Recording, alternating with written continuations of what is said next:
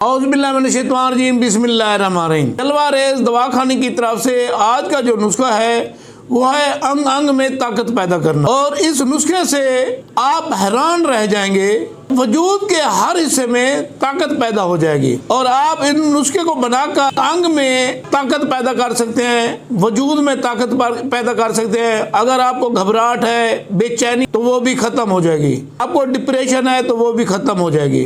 बिल्कुल आसान और सस्ता और आम मिलने वाला नुस्खा। आपने संतरा का पानी लेना है आधा किलो देसी शहद लेना है। दोनों को मिक्स करके धीमी आंच पर पका। पानी जल जाए, शहद बच जाए तो इसको उतार के महफूज करके रख लेना। 2 चमचे सुबह, 2 दोपहर, 2 शाम। इसी तरीके से आप इसको इस्तेमाल करें तो आपके वजूद के अंदर अंग अंग में ताकत पैदा हो जाए और आप हशाश बशाश हो जाएंगे। आपका चेहरा दमकता हुआ नजर आएगा। आप बनाए और इससे